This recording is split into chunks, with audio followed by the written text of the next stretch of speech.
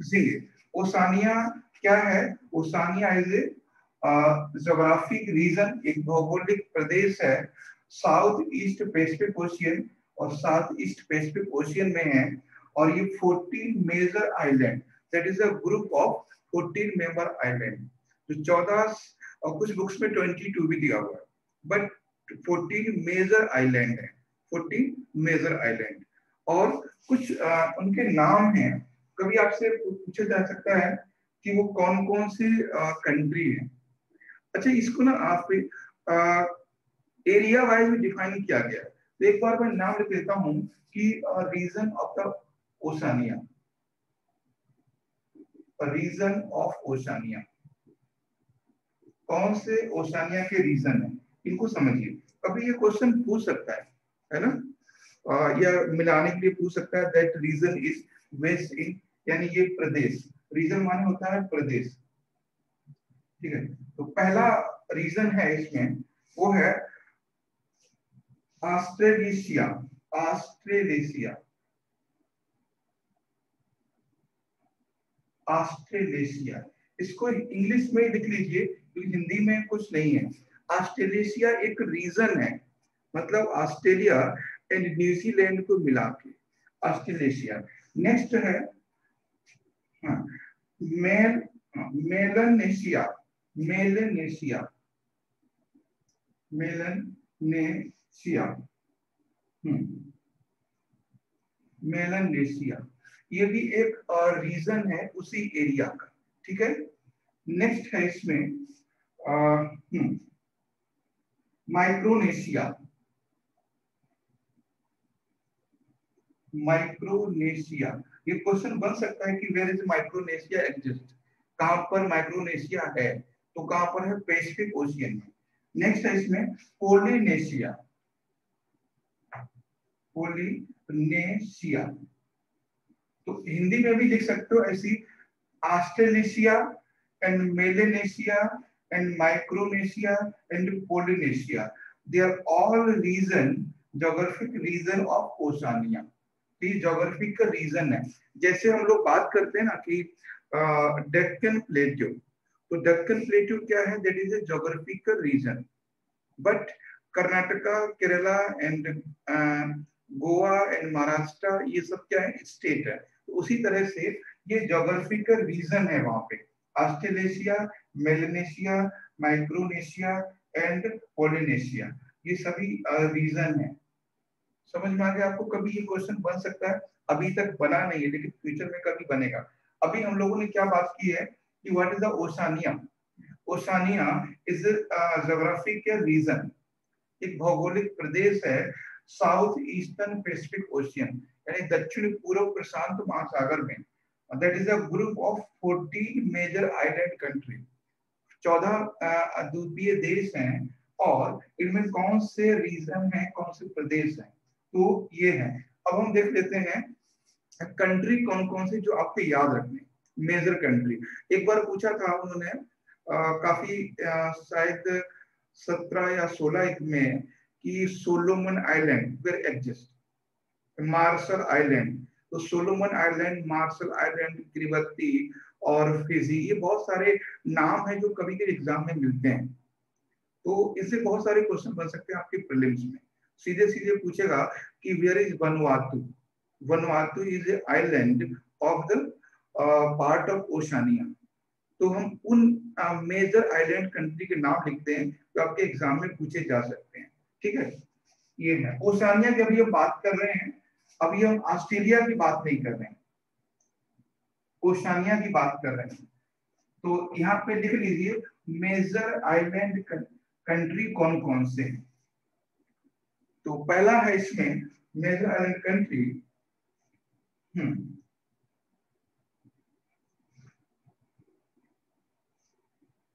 ठीक है। पहला है ऑस्ट्रेलिया, ठीक है। पहला है ऑस्ट्रेलिया, उस नाम को आपको पता होंगे खुद ही, ऑस्ट्रेलिया, ठीक है। दूसरा है न्यूजीलैंड, न्यूजीलैंड,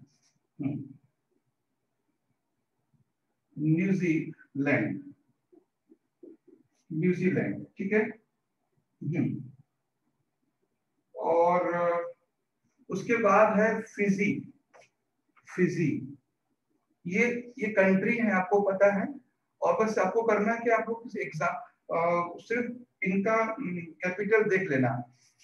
उसके बाद है इसमें इंडोनेशिया, ठीक है। देखो Indonesia also part of Oceania, Indonesia. ये बहुत इंपॉर्टेंट है एग्जाम के पॉइंट ऑफ व्यू से, करंट अफेयर्स में भी ये पूछे जा सकते हैं, क्योंकि इस बार करंट अफेयर्स में आपको पता है ऑस्ट्रेलिया में फॉरेस्ट फायर हुआ था, तो काफी ये न्यूज में है ऑस्ट्रेलिया इस बार, है ना। तो ये है। और नेक्स्ट है इसमें नौरू, नौरू। थोड़ा यहाँ पे फैक्ट में बता दे रहा हूँ। Largest island Australia, that is the largest, ये ठीक है, ये सबसे बड़ा है। लार्जेस्ट, स्मॉलेस्ट, कभी आपसे पूछेगा नौरू कहाँ है, तो Nauru smallest country, smallest island of the Oceania, तो सबसे छोटा है ये।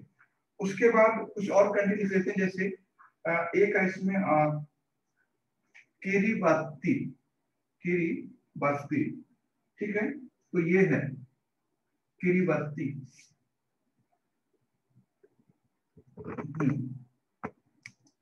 उसके बाद है यहाँ पे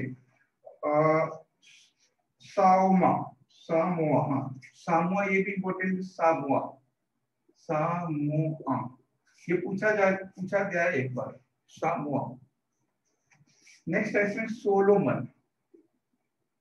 आपको कभी एटलस में देखोगे ना तब ये मिलेंगे, सोलोमन आइलैंड। उसके बाद है टोंगा, टोंगा।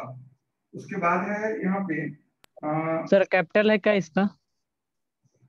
टोंगा कैपिटल नहीं है, ये कंट्री के नाम है, कैपिटल नहीं है भाई। ये 5 6 7 8 कैपिटल ही मेजर में लिखा है। उसके बाद है टुवालू, ये बहुत इंपॉर्टेंट कंट्री है टुवालू,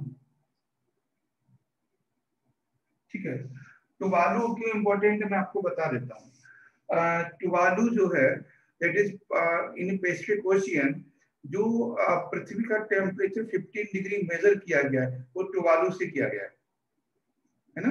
15 डिग्री टेम्परेचर जो मेजर किया गया है पूरे वर्ल्ड का, वो यहीं से किया गया है, टुवालू से। और टुवालू एक आइलैंड कंट्री है ऑस्ट्रेलिया के पास में। उसके बाद है वनुवातु, 10, 40 है, 4 इंपॉर्टेंट नहीं थे तो हमने नहीं लिखे, ठीक है। वनुवातु, तो ये है, इनके आप नाम लिख लेना। कैपिटल बहुत जरूरी नहीं है, लेकिन इतना जरूर है कि सोलोमन आइलैंड कहाँ पे है, सामोआ कहाँ पर है, तो कभी मैचिंग में आ जाते हैं। किरिबाती तो अक्सर पूछा जाता है, किरिबाती। एंड फिजी, फिजी आपको पता ही है, ये सारे के सारे आइलैंड हैं, ठीक है। तो ये है। और बाकी आपको ज्यादातर आपने न्यूजीलैंड सुना होगा, ऑस्ट्रेलिया सुना होगा, और फिजी सुना होगा, कभी कभी किरिबाती भी सुना होगा, ठीक है। तो ये ओशानिया के आइलैंड हैं। और कभी हो सकता है कि इसमें आपसे कैपिटल पूछ ले। तो सबसे पहले हमने क्या देखा कि सबसे पहले ओशानिया में कौन कौन सी कंट्री हैं, ठीक है। ओशानिया में कौन कौन से, और सबसे पहले 3 बातें अभी तक हमने समझी, ठीक है। पहला ये कि व्हाट इज ओशानिया, इसको समझा। उसके बाद सेकंड पॉइंट हमने समझा रीजन, और थर्ड पॉइंट हमने समझा आइलैंड्स, आइलैंड्स। तो ये हमने बात की अभी तक ओशानिया में। अब हम बात करते हैं कि कुछ पॉलिटिकल रीजन, ऑस्ट्रेलिया के बारे में बात करते हैं, ठीक है। ये मोस्टली हो गया ओशानिया के बारे में। अब बात करते हैं ऑस्ट्रेलिया के बारे में।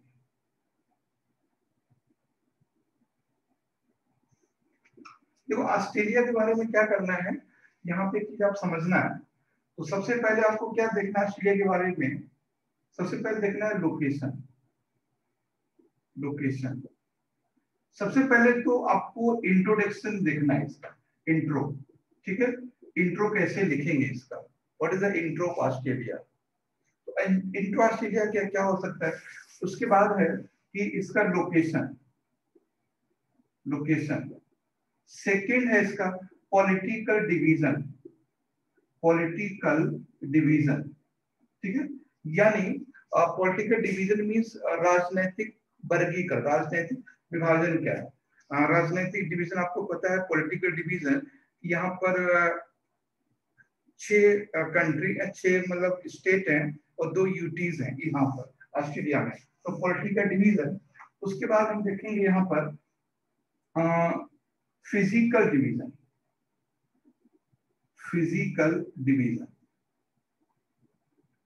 Physical division. फिजिकल डिवीजन का मतलब होता है भौगोलिक वर्गीकरण, भौगोलिक विभाजन, है ना। फिजिकली भौगोलिक विभाजन, जैसे कहाँ पर माउंटेन है, कहाँ पर प्लेट्यू है, कहाँ पर रिवर है, इनकी हम बात करेंगे।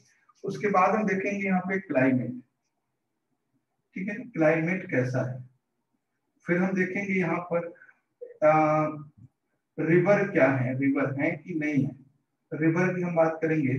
फिर हम बात करेंगे यहाँ पे एग्रीकल्चर की, एग्रीकल्चर की, फिर हम बात एग्रीकल्चर की किया। उसके बाद फिर हम बात करेंगे वाइल्ड लाइफ, वाइल्ड लाइफ, ठीक है, वाइल्ड लाइफ। इसके बाद कंप्लीट हो जाएगा आपका ऑस्ट्रेलिया, है ना। तो ये है पूरा कुछ स्ट्रक्चर, तो ये बना के रखना है आपको। अगर आपने ये पूरा स्टडी कर लिया, समझ लिया, फिर आपको कोई आगे दिक्कत नहीं आएगी पूरे ऑस्ट्रेलिया में। तो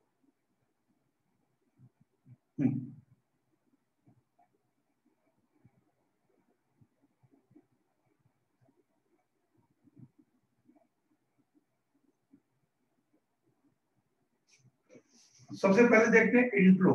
इंट्रो का मतलब क्या है यहाँ पे, इंट्रो का मतलब क्या है, इसकी कैसे हम लोग इंट्रो करेंगे। इंट्रो का मतलब यहाँ पे किस चीज का मतलब कह रहा है। इंट्रो का मतलब है Australia, Australia is a island,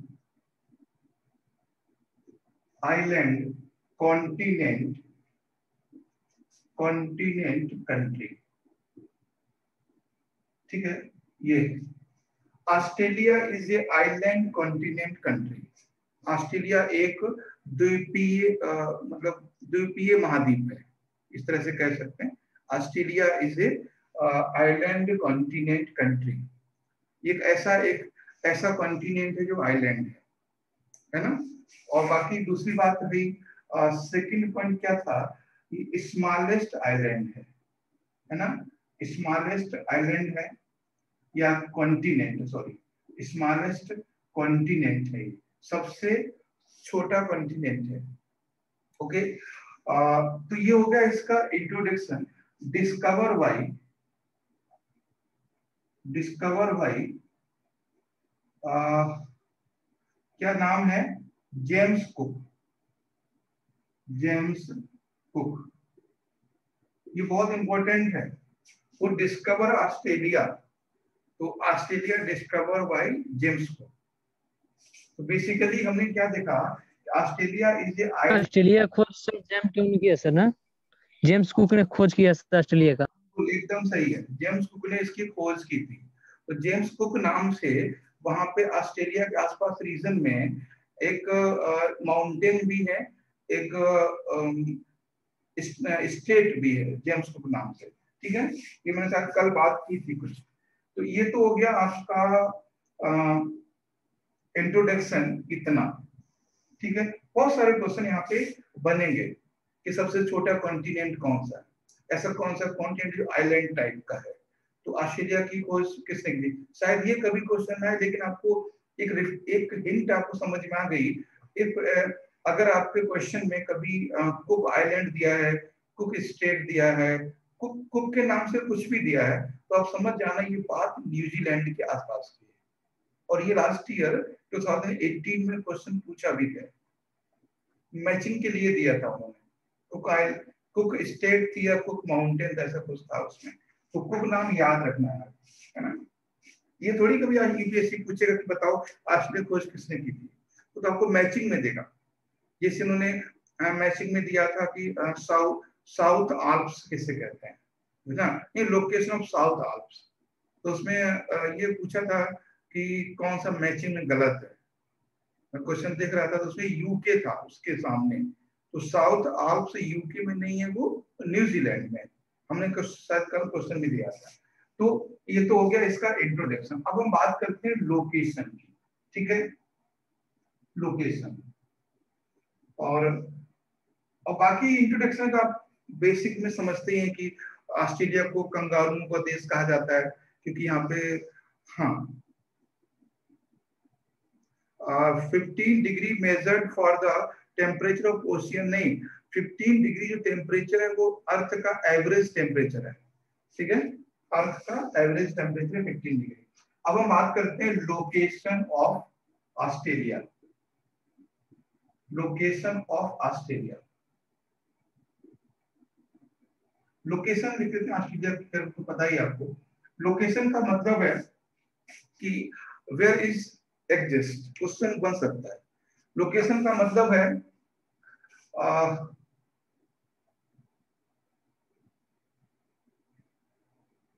east in east of क्या कह सकते, eastern hemisphere, eastern hemisphere, eastern hemisphere, यानी ये पूर्वी गोलार्ध में है। कहां पर है, पूर्वी गोलार्ध में।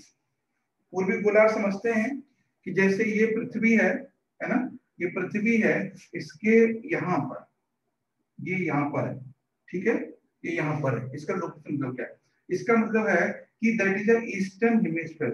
ये पूरा पार्ट क्या है, ईस्टर्न है ना, ये ईस्टर्न है और ये वेस्टर्न है।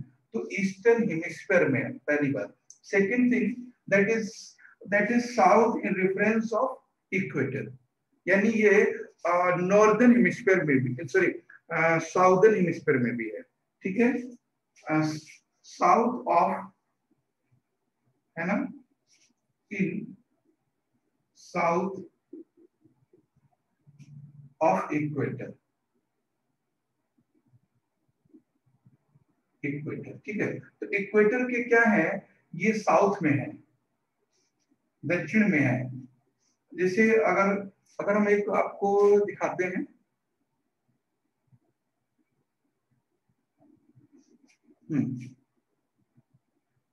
अगर आप इसको देखोगे तो ये है आपका ऑस्ट्रेलिया का मतलब क्या है, ये जो लाइन है वो आपकी लाइन इक्वेटर है, ये लाइन इक्वेटर है, ये इक्वेटर से साउथ में है, ठीक है, इक्वेटर से ये साउथ में है। तो लेकिन ये अगर हम देखेंगे प्राइम मेरिडियन लाइन से तो ईस्ट में है ना।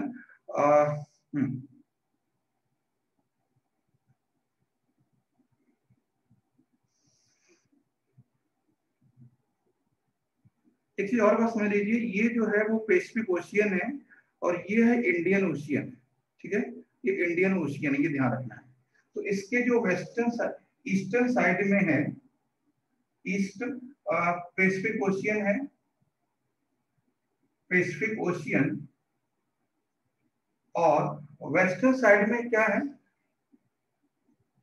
वेस्टर्न साइड में है इसके इंडियन ओशियन, ठीक है, इंडियन ओशियन, शॉर्ट में लिख दे रहा हूं इंडियन ओशियन। वेस्टर्न साइड में इसके इंडियन ओशियन है।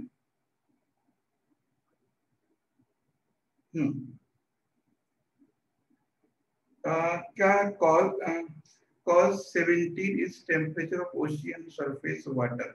देखिए टेम्परेचर क्या है नाजका की, अक्सर क्वेश्चन पूछा जाता है what is the average temperature of earth. तो अर्थ का मतलब है कि oceanic region and continent region दोनों का है।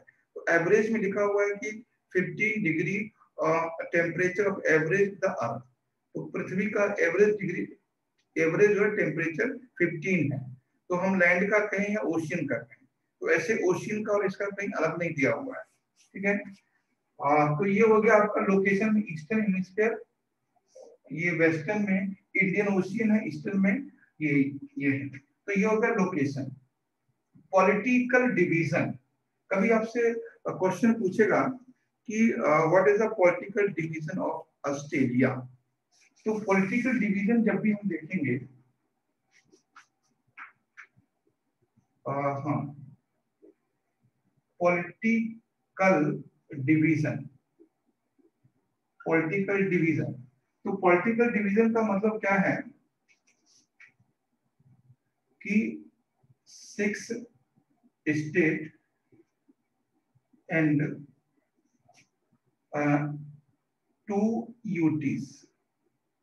ठीक है, तो ये ध्यान रखना है, 2 यूटीज हैं, तो 6 इसमें स्टेट हैं, 2 यूटी है। और ऑस्ट्रेलिया में मतलब 6 मतलब स्टेट है, हाँ, यूटी 2 है, केंद्र। हाँ, केंद्र शासित राज्य 2 हैं, तो पॉलिटिकल डिवीजन ही है। और फिर एक बार हम लोग इसको देखेंगे, चाहे तो आप खुद क्या कर सकते हैं, जैसे मान लीजिए अगर स्टेट की हम बात करें, ठीक है,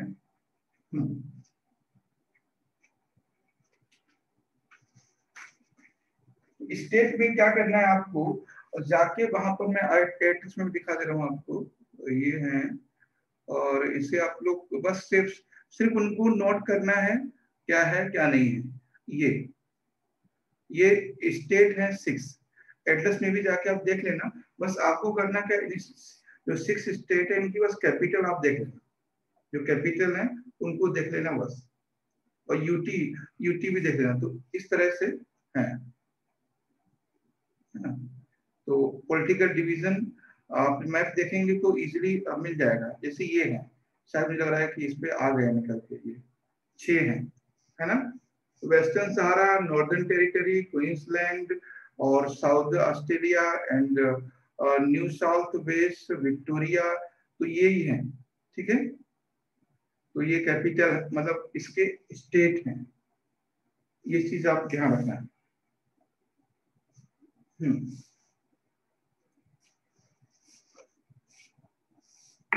तो स्टेट देख लेना, और 2 यूटी हैं, जब आप देखोगे तो आपको इजीली मिल जाएंगे, वरना हम कल लिखवा देंगे, और आप लोग खुद देखोगे ज्यादा अच्छा। इससे आपको पता है क्या है कि आपका कैपिटल भी आपको याद हो जाएगा, किस स्टेट का क्या है, कभी हो सकता है पूछ ले मिलाने के लिए, क्योंकि कुछ नहीं पता क्या पूछ सकता है ना। तो इसको जूम करेंगे तो यहीं पे आपको समझ में आ जाएंगे कौन कौन से स्टेट है, क्या उसका कैपिटल है। तो ये स्टेट के नाम बस और कैपिटल देख लेना।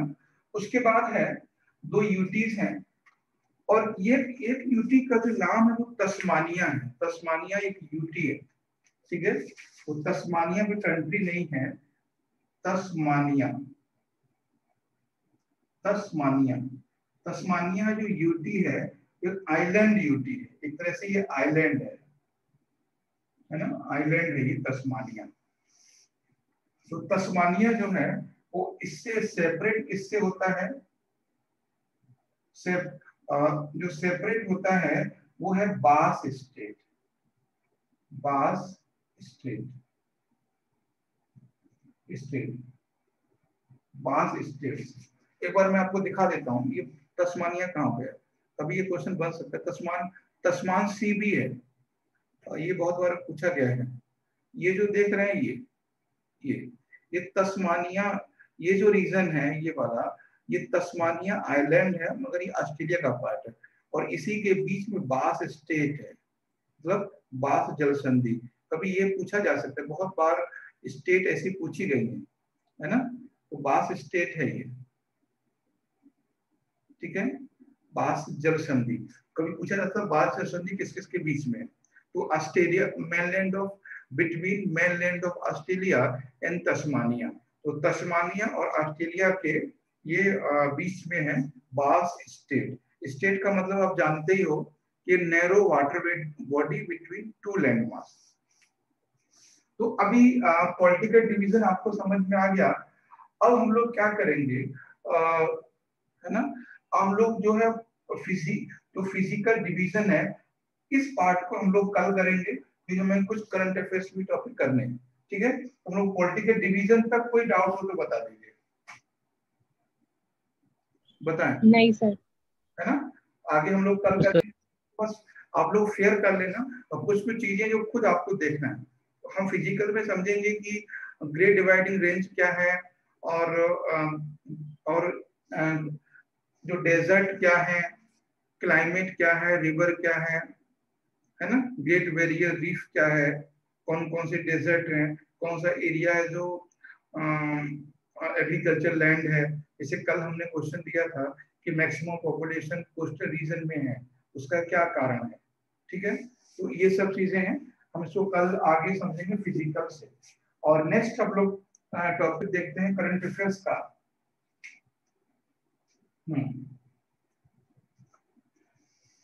करंट अफेयर्स के हम अकॉर्डिंग 2021 के अकॉर्डिंग हम लोग लेके चल रहे हैं टॉपिक को। तो करंट अफेयर्स हम लोगों का कि मैथ, हम चाहते हैं कि मैथ भी होता रहे, करंट अफेयर्स भी हो, तो ज्यादा अच्छा है। कुछ टॉपिक हमने दिए थे शायद कल वाले लिस्ट में, कल तो क्लास नहीं हो पाई थी, बाद की रिकॉर्ड भी नहीं हो पाया करंट अफेयर्स क्लास को।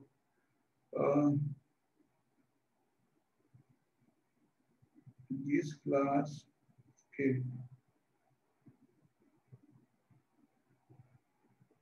27 था ना,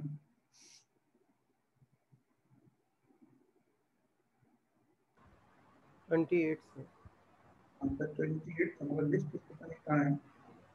कल हमने लिस्ट तो आपको दी होगी 28 केस की। चलिए कोई हम अपने फोन में देख लेते हैं, टॉपिक बता दे तो।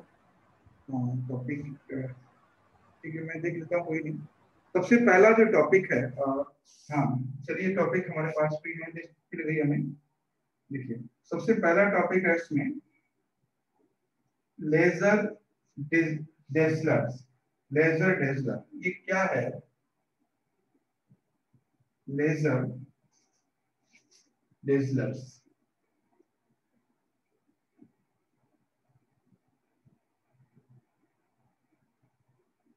हाँ ये पहला टॉपिक है।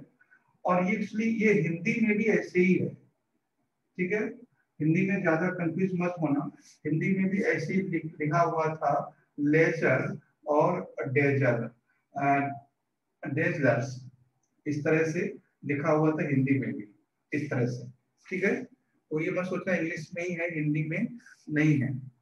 हाँ तो लेजर डेजलर्स ये क्या है बताएं।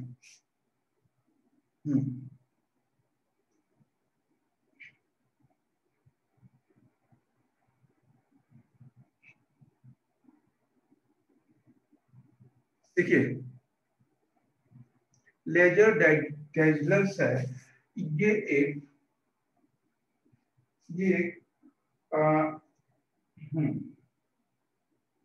नॉन लेथड बार्निंग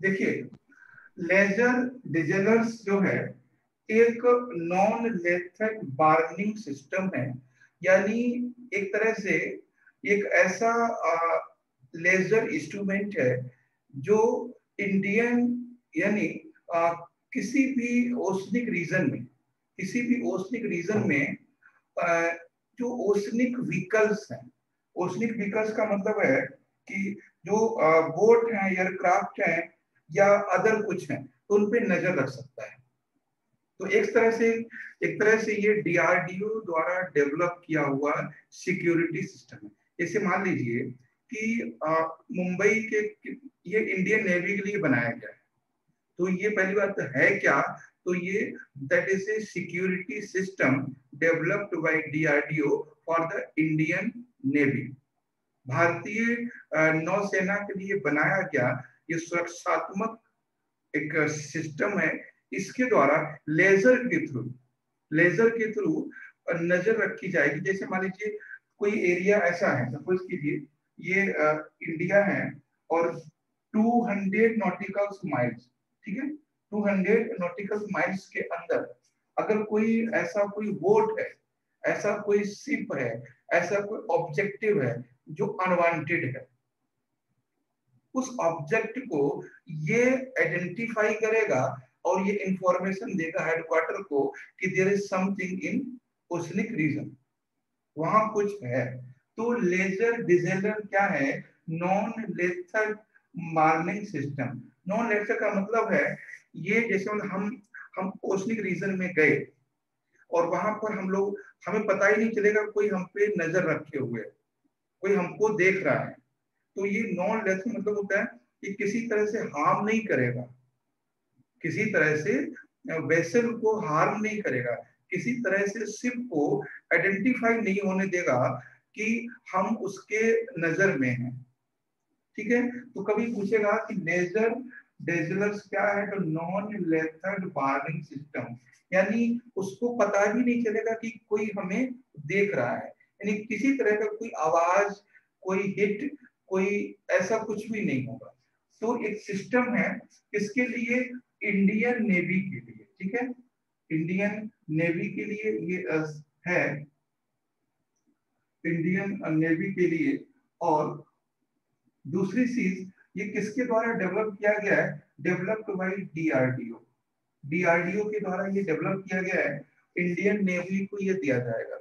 ओके, अब इसमें क्वेश्चन बनेगा that is lethal warning system, यानी किसी तरह का जैसे कोई ये सिस्टम यहाँ पे लगा है, ठीक है, यहाँ पे ये सिस्टम लगा हुआ है और कोई हमें अनवांटेड शिप यहाँ पर दिखाई देता है, अनवांटेड शिप, तो ऐसा नहीं कोई चीज यहाँ से निकल के इसको ब्लास्ट कर देगी, ऐसा नहीं है। केवल that is a informative system, ये इंफॉर्मेटिव सिस्टम है, केवल इंफॉर्मेशन देगा और हेडक्वार्टर में बताएगा कि यहाँ कुछ है। उसके बाद वो कांटेक्ट करने की कोशिश करेंगे जिस किसी का है, ठीक है। होता है कि अगर आप 200 नॉटिकल माइल्स में हैं और आपके शिप पे कोई फ्लैग नहीं है किसी कंट्री का, मान लीजिए कोई शिप है जिसपे फ्लैग है ऑस्ट्रेलिया का, है ना, या यूएसए का, ये पाकिस्तान, किसी का भी, तो पहले जिस कंट्री का फ्लैग होता है उसको एम्बेसी में कांटेक्ट किया जाता है, उसको गवर्नमेंट से कांटेक्ट किया जाता है, क्या आपका शिप है? तो बोलते हैं यस, तो ठीक है। अगर बोलते हैं नहीं मेरा नहीं है, तो इंडियन आर्मी, इंडियन नेवी क्या करती है, उसको ब्लास्ट कर देती है। अगर कोई शिप है विदाउट फ्लैग, उसमें कोई फ्लैग नहीं है, तो बिना कुछ पूछे उसको ब्लास्ट कर देगी, उसको डिस्ट्रक्ट कर देगी, खत्म कर देगी, ठीक है। तो इसी तरह से तो ये डिटेक्ट करेंगे किसको, जो ओशनिक रीजन में होगी, चाहे शिप हो चाहे वो एयरक्राफ्ट हो, जो भी ओशनिक रीजन में सबको डिटेक्ट करेंगे। और इससे क्या होगा आपको पता है, इससे हमारा जो इंडियन नेवी का जो सेफ्टी है वो बढ़ जाएगी, इसे पता चल जाएगा। और सबसे इंपॉर्टेंट ये that is applicable only night and day, क्योंकि लेजर है ना, तो लेजर तो कभी भी हो सकता है, ठीक है। तो that work day and night, कभी मत सोचना कि मोदी जी की तरह बादल होंगे तो नहीं काम करेगा, ठीक है, ये दोनों जगह काम करेगा, डे एंड नाइट, ये डे एंड नाइट वर्क करेगा। क्वेश्चन यहीं से बनाएगा वो, एक तो यहाँ से बनाएगा वो लेथर्ड वार्निंग सिस्टम है, और पूछेगा किसको दिया जा रहा है, इंडियन आर्मी को या इंडियन एयरफोर्स को, तो इंडियन नेवी को दिया जा रहा है। वो develop that system developed by DRDO, और ये वर्क कब करेगा, पूछेगा ओनली डे ओनली नाइट, क्योंकि लेजर है, आपको लगेगा टॉर्च है यार दिन में कैसे काम करेगा, नहीं, तो ये डे एंड नाइट दोनों में वर्क करेगा। समझ में आ गई बात सर? हाँ, सर इसको लगाएंगे क्या लोग? कहीं भी मुंबई के आस जो कोस्टल रीजन में लगा देंगे उसको, क्योंकि सिर्फ मुंबई में लगाएंगे कि पूरे इसमें लगाएंगे? मतलब कहीं भी लगा सकते हो, इंडियन नेवी पे डिपेंड करता है। जहाँ जैसे मान लीजिए ये सिस्टम वो, अगर मान लीजिए वो यहाँ, चलो हम यहाँ भी लगाएंगे, अगर कोई शिप यहाँ पर है, सपोज करें कोई यहाँ पे शिप है, तो अपने साथ भी रखेंगे ना वो, क्योंकि आसपास की एरिया पर भी तो नजर रखनी है उनको। तो ये वार्निंग सिस्टम है, तो कोस्टल एरिया में भी यूज कर सकते हैं।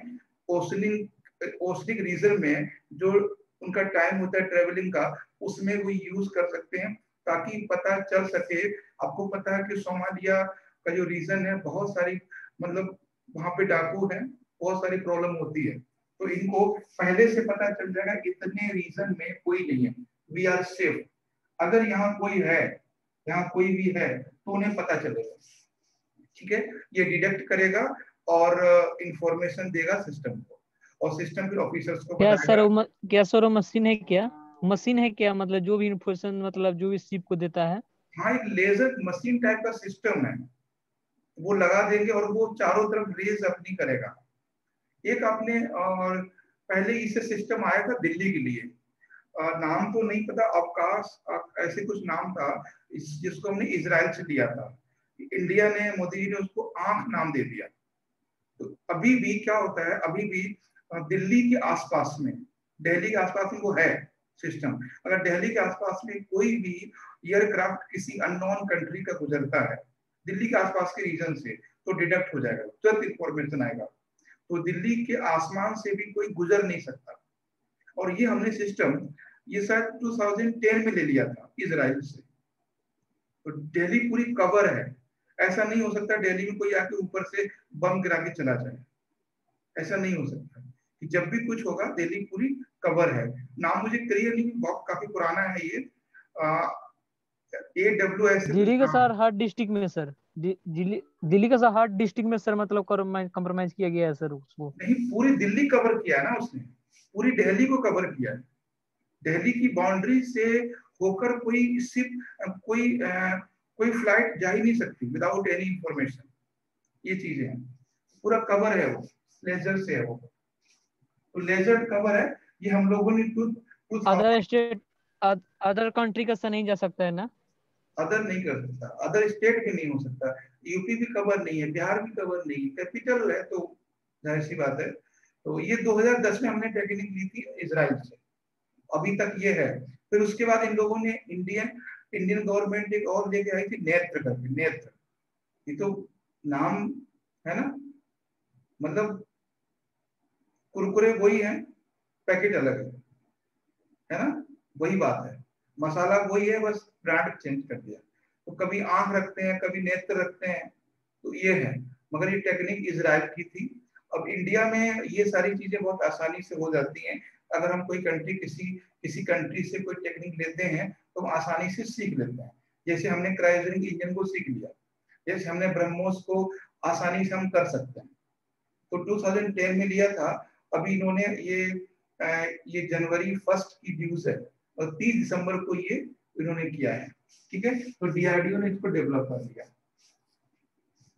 बस क्वेश्चन ध्यान रखना है, वो डे एंड नाइट से बनाएगा, वो डेवलप इंडिजीनियस। सर एक क्वेश्चन है सर, हाँ, डिफेंस लाइन में जो भी है, आर्मी हो, एयरफोर्स, नेवी है, तो जो भी समर्थन करता है, जो भी न्यूज लंच मतलब कोई मतलब मशीन लंच होता है, तो क्या उसको डीआरडीओ ने मतलब उसको अथी करता है सर, लेकिन ऐसा कुछ सेक्रीफाई नहीं, करता है? डीआरडीओ से कोई नहीं खरीदता। डीआरडीओ क्या है, एक भारत सरकार का एक संस्थान है जो वेपन्स टूल्स बनाता है, और बाहर के लोग खरीदते हैं। इंडियन आर्मी के पास बहुत कम चीजें हैं, तो बस हम अभी लोग उसी में लगे हुए हैं कि डीआरडीओ की चीजें एक डिफेंस ऑर्गेनाइजेशन है, लेकिन सभी चीजें नहीं होती है ना।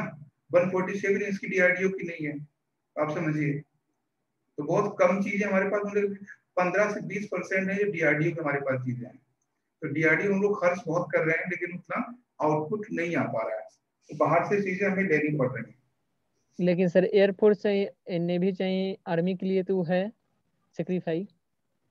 अरे सब, लेकिन हमने क्या बोला, जितने भी हमारे पास वेपन हैं, ठीक है, अग्नि मिसाइल वगैरह की सारी चीजें हैं, लेकिन सारे वेपन, सारे टूल्स डीआरडीओ के नहीं हैं।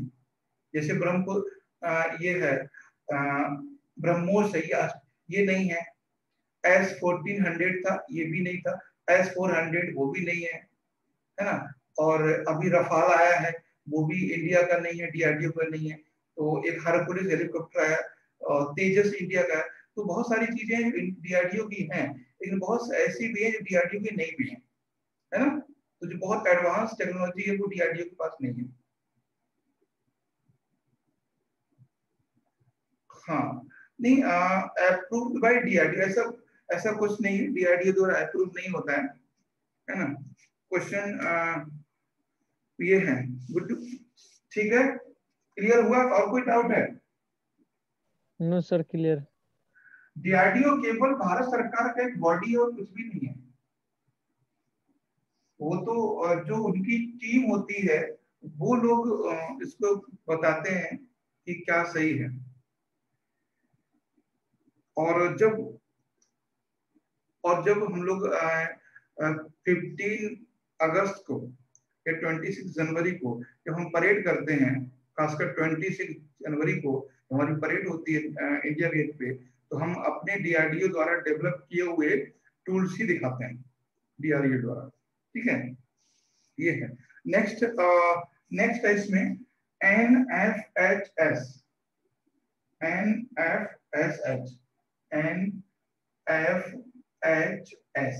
ठीक है, इसका मतलब क्या है? National family health survey. National family health survey, ठीक है, नेशनल फैमिली हेल्थ सर्वे। तो ये एक नेशनल फैमिली हेल्थ सर्वे है। ये लार्ज स्केल नेशनल वेड वाइड, ये पहली बार, जब आपको मैं बताऊं, ये पहली बार सर्वे हुआ था 1929। ये नेशनल वाइड है, यानी वर्ल्ड वाइड है। वर्ल्ड वाइड का मतलब है ये वर्ल्ड में होता है। और ये किसका सर्वे है? हाउस होल्ड का, हाउस होल्ड सर्वे है।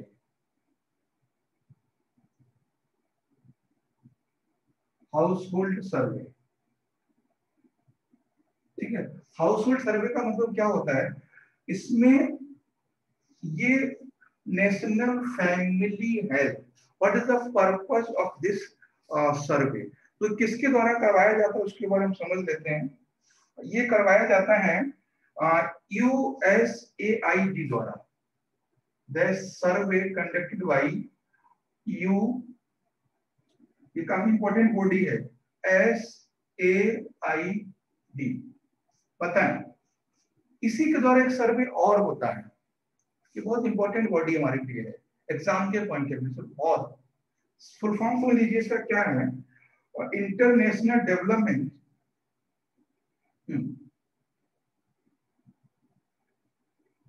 International development with supplementary support, with supplementary support. इसको और भी इसके बारे में आप लोग पढ़ लेना, हम लोग कल इसको डिस्कस कर लेंगे ये है क्या।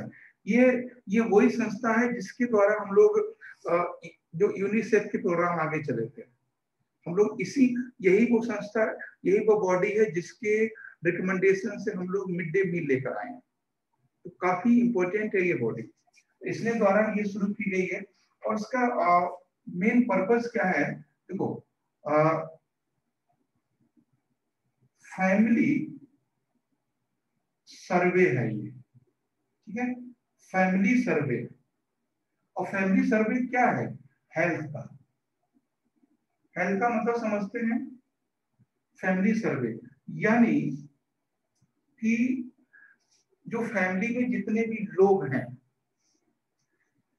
एक तरह से आंगनवाड़ी सपोर्टेड कार्यक्रम इंडिया की हो सकती है। जैसे मान लीजिए कि किसी के बच्चे, जैसे एज क्या है, ठीक है, किसी फैमिली मान लीजिए 3 फीमेल है, ठीक है, किसी फैमिली में 3 फीमेल हैं, उन 3 फीमेल का एज क्या है ना, उनका एज क्या, मान लीजिए एक की एज है 17, एक की एज है 51, एक की एज है 36। तो ये 3 फीमेल है, इनकी एज है। हाउस होल्ड का मतलब समझ गए ना, कि घर घर जाके सर्वे होता है, बहुत बड़ा सर्वे है। तो 3 फीमेल हैं और सिर्फ फीमेल का नहीं, मेल का भी होता है। तो ये 17 है, ये मैरिड है या अनमैरिड है, ठीक है। मैरिड है तो कितने बच्चे हैं, ये 51, 36, तो हर डिटेल इनके पास होती है। किससे रिलेटेड है, हेल्थ से रिलेटेड। मतलब इन फीमेल में कोई ऐसी डिजीज नहीं जैसे HIV है और डायबिटीज है, जॉइंडिस है, TB है ना, इस तरह कोई डिसीज है, हैंडीकैप है, तो पूरा सर्वे होता है। यानी हमें फैमिली के हर उसको समझना होता है।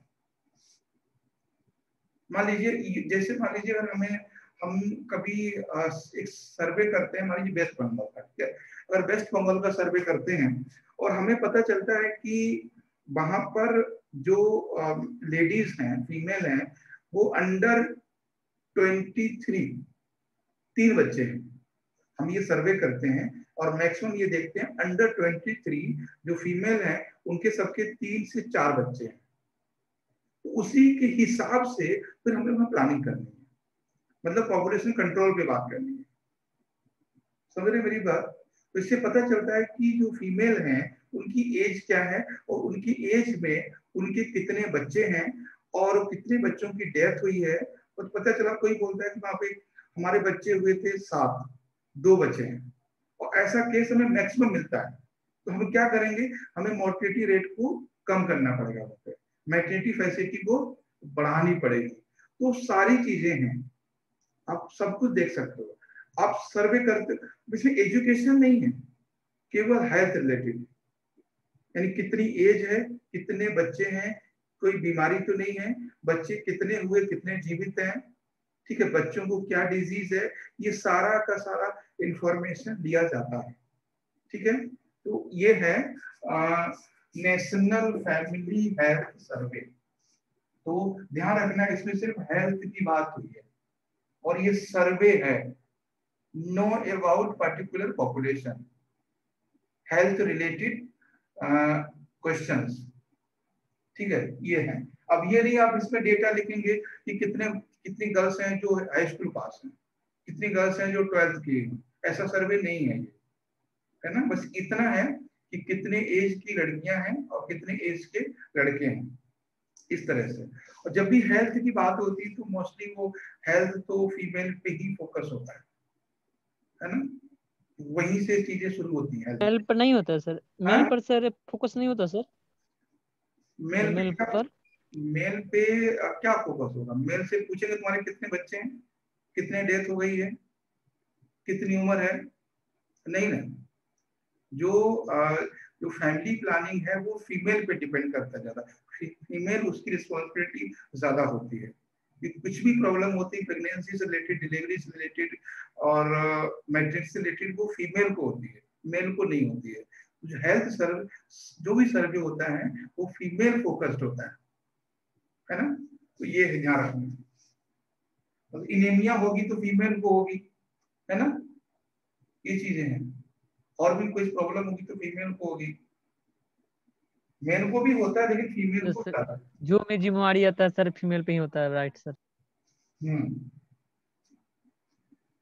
तो ये चीजें हैं नेशनल। जब भी पूछेगा बस यही पूछेगा, क्वेश्चन आपको घुमाएगा तो ये घुमाएगा किसने ये शुरू किया है और क्या उसका पर्पस है। और पर्पस में बस ये दे देगा to know about the health, मतलब एजुकेशनल, है ना, एजुकेशनल पार्ट क्या है। उसके बाद एम्प्लॉयमेंट के बारे में कुछ हो सकता है या और कुछ जोड़ देगा। बस आपको फोकस रहना है कि हेल्थ की लेकर बात कर रही है, ठीक है। और ये वर्ल्ड वाइड है, वर्ल्ड वाइड का मतलब है कोई ऐसी बॉडी है जो यूएनओ का पार्ट है, तभी ये है। तो यूएनओ के बनने से पहले ही सर्वे किया जाता था और ये सर्वे बहुत बहुत इंपॉर्टेंट होता है, ये मैंने पहले भी कई बार आपको बोला है। और ये अभी इसलिए इम्पोर्टेंट है कि जो असम के नए सीएम हैं उन्होंने इसको शुरू किया है। ये तो इंडिया लेवल पे चल ही रहा है लेकिन उन्होंने पर्सनली अपने स्टेट लेवल पे शुरू किया है। तो ये है, ठीक है। तो नेक्स्ट टॉपिक और एक देख लेते हैं, आशा इंडिया, आशा इंडिया इनिशिएटिव, ठीक है। तो आशा, आशा इंडिया क्या है कि that is a initiative taken by the Indian government. ठीक है, ये इंडियन गवर्नमेंट के द्वारा दिया गया एक स्टेप है। और क्वेश्चन क्या बनेगा इसमें बताएं।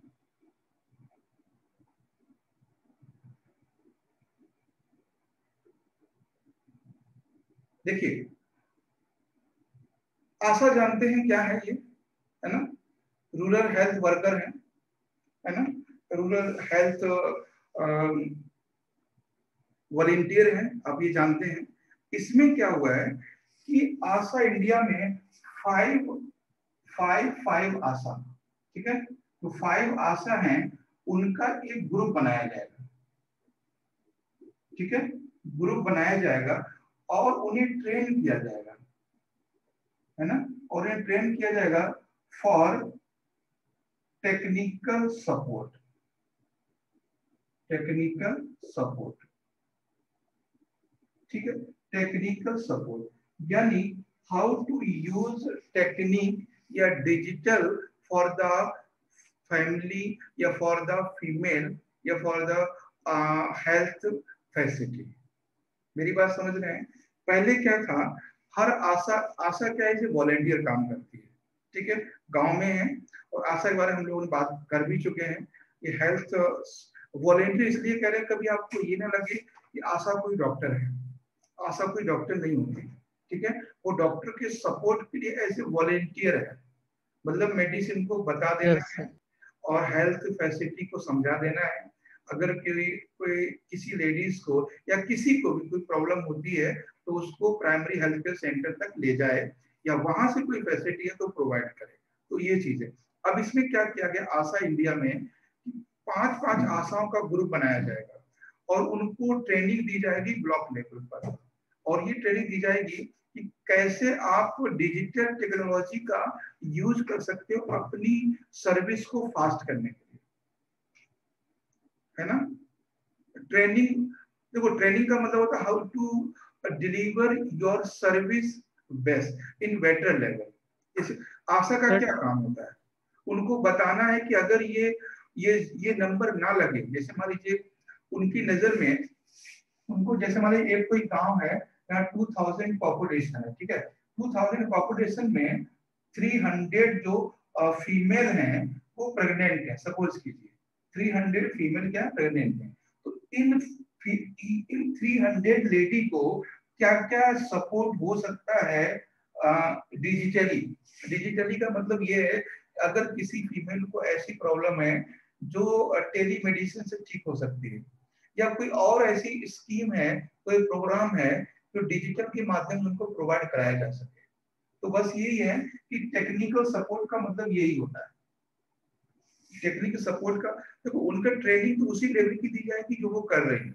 आशा 10th पास कैंडिडेट है। 10th पास कैंडिडेट का मतलब क्या है ना, जैसे मान लीजिए हम सब लोग आपस में हैं, अगर हम लोगों को ये जूम ऐप या वीडियो कॉन्फ्रेंसिंग क्लास नहीं होती तो हम लोग कैसे अपनी पढ़ाई कंटिन्यू रख पाते, नहीं रख पाते। मान लीजिए हमें कंप्यूटर चलाना ही नहीं आता होगा, पढ़ाना हमें आता है लेकिन कंप्यूटर चलाना नहीं आता, है ना। तो जो उनकी सर्विस है, जो टेक्निकल सपोर्ट है, उसकी ट्रेनिंग उनको दी जाएगी। बहुत सारी चीजें बताई जाएंगी। देखो, अगर ये एम्बुलेंस का नंबर नहीं लगे तो आप ये नंबर लगाइए, अगर ये ना लगे तो ये नंबर लगाइए। बहुत सारी ऐसी इंफॉर्मेशन है न्यूट्रिशन रिलेटेड जो इस पर मिलेगी, इनको देख के समझाइए। तो ये सब चीजें हैं, ठीक है। तो शायद नेट का प्रॉब्लम हो रहा है, तो ये टॉपिक हम लोग आज देख लिए हैं, आगे हम लोग कल देखेंगे जो टॉपिक हमारे बाकी है। कोई डाउट तो नहीं यहाँ तक, बताओ। गुड्डू, नमस्कार सचिन। तो मेन फोकस आपको करना है कि आशा पे, आशा 10th पास है, तो इसी तरह हर टॉपिक को निकल के आ जाएगा। जब भी क्वेश्चन देगा वो यहाँ पे देगा, टेक्निकल सपोर्ट इंडिया लेवल पे बात हो रही है। तो ये जो हमारी गवर्नमेंट है प्रेजेंट में, वो ज्यादा से ज्यादा डिजिटली होना चाह रही है। सर टेक्निकल में तो बहुत कुछ आ सकता है सर। हाँ, बहुत कुछ आ सकता है। बिल्कुल आ सकता है। तो जिस तरह से वो ज्यादा बेटर कर सकें वहां के लोगों के लिए। अगर मान लीजिए अभी स्कूल बंद है तो ऑनलाइन क्लास करवा सकती है। अब उनको ऑनलाइन क्लास के बारे में नहीं पता है तो कैसे करेंगे? ये चीजें तो कैसे डिजिटल फॉर्म में उनको सर्विस प्रोवाइड की जा सकती है, ये है। ठीक है, बाकी हम लोग नेक्स्ट क्लास में करते हैं कल।